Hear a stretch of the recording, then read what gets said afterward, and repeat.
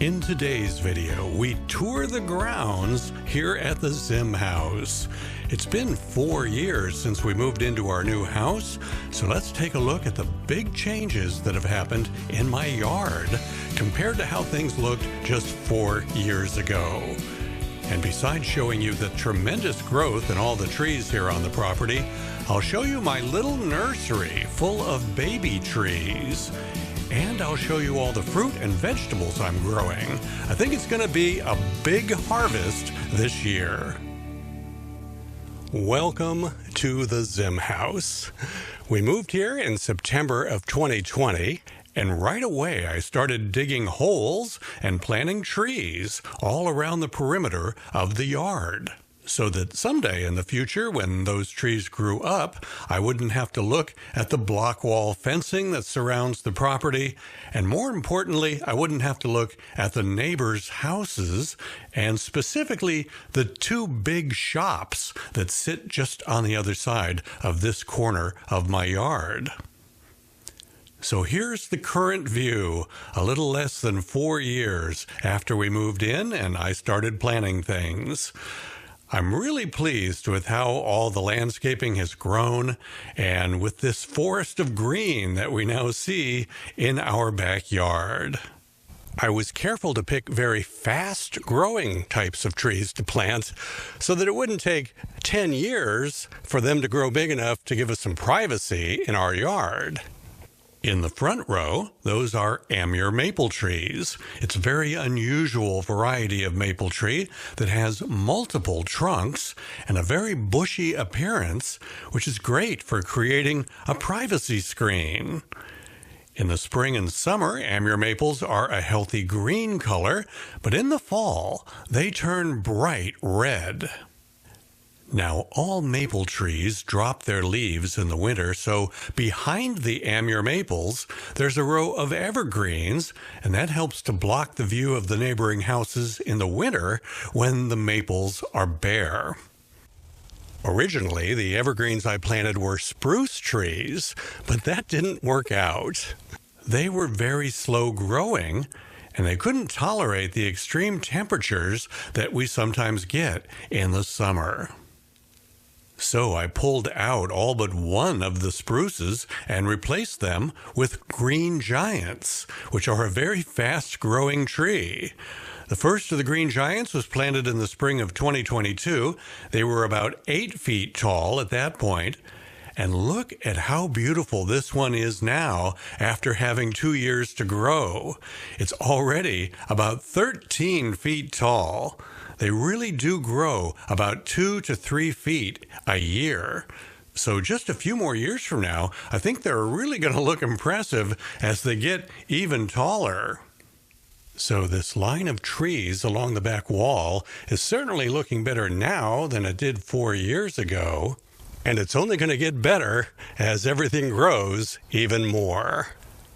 I mentioned that I did save one of the original spruce trees I planted. It's here in the southeast corner of my yard, and it's really happy here.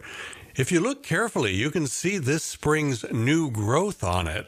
The lighter colored needles at the end of the branches, that's all new growth over just the last few months. So everything from here to here, that's new growth. And for a spruce, that's a lot. This one survivor of my original spruce trees is really happy here. Now, let me show you what I've got growing in my garden. After we had been living here a few months, I started constructing 3 raised garden beds out of concrete blocks. Here's how it looks today. These raised garden beds have worked out really well for me. What we've got growing this year here in the center bed is strawberries, which I love to eat right here in the garden as a little snack. Look at how ripe they are. You can see that berry is red all the way through. These are a lot better than the strawberries you buy in the grocery store, that's for sure. I also like to eat these sliced up and in a cup with some vanilla ice cream after dinner. Also here in the center bed of the garden, I've got yellow onions growing. They're not quite ready for harvesting yet, but those will be great for cooking with. I particularly like some onions chopped up in an omelet at breakfast time. We've also got a tomato plant here in this center raised bed, and look, it's already got a tomato growing on it. I've also got various pepper plants, including mild bell peppers, as well as a couple of varieties of hot peppers too, all of which we will use in the kitchen for home-cooked meals. Now, the raised bed that is closest to the house is where I grow flowers that I can use to make floral arrangements with. These are zinnias, which look really great when you cut the flowers and put them in a vase. We like having cut flowers on our dining room table and also in my wife's craft room. Plus, with this many zinnia plants, once they start blooming, they'll produce more flowers than we can use, so I'll give cut flowers to my sister and also to some of our neighbors. And finally, in the third raised bed, the main thing I've got growing here is apple trees. And they've got lots of fruit on them this year. But underneath, enjoying the shade of the apple trees, we have some coleus plants, which we grow just because my wife and I both like coleus. The one other fruit tree we have is a peach tree, which is loaded with fruit. Not quite ready to harvest yet, but soon. My wife loves peaches. She also loves cantaloupe, so I've got several of those started. And I also have quite a few pumpkin plants started. The cantaloupe and the pumpkins are just getting going. They don't even have fruit on them yet.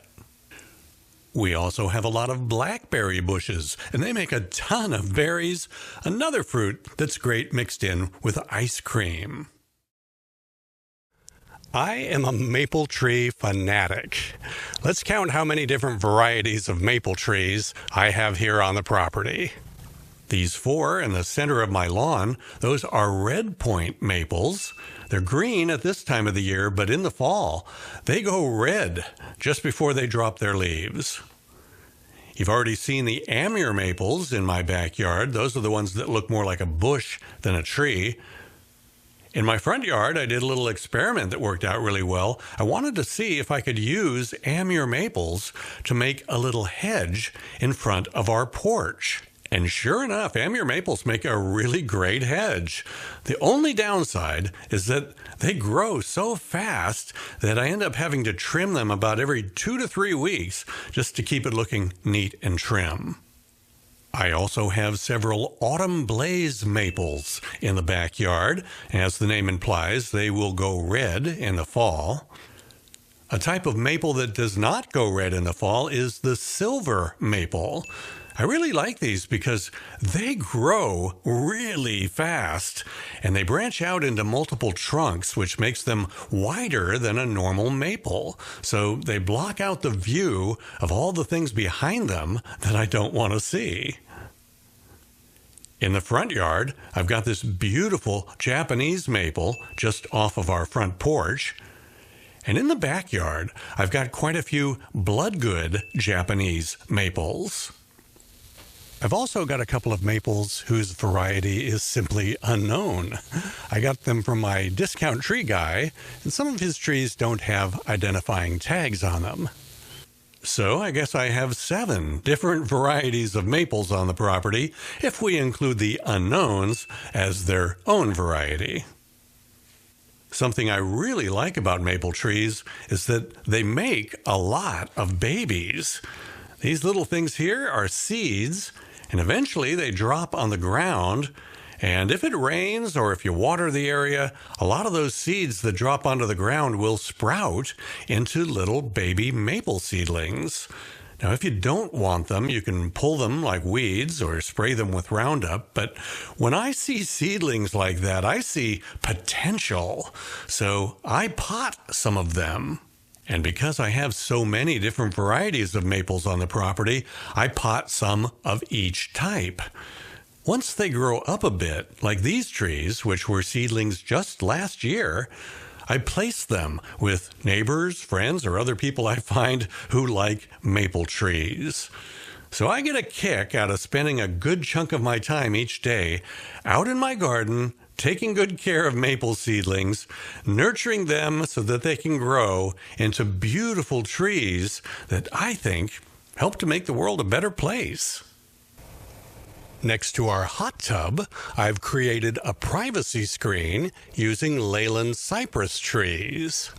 This is what it looked like when I planted them in 2022, and look at how much they've grown in just 2 years. I'm trying something different this year around the Zim sign in the southwest corner of our backyard.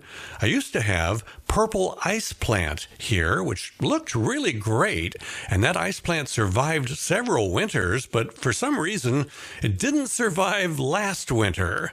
So this year I have colorful pansies planted around the Zim sign. Before I wrap this up, I want to show you a few different types of ground covers I've been experimenting with. I'm not wild about the look of the rocks that the home builder used for landscaping the front yards in the neighborhood, so I planted this ground cover as a way to add a little color here in my front yard. This is called creeping red sedum.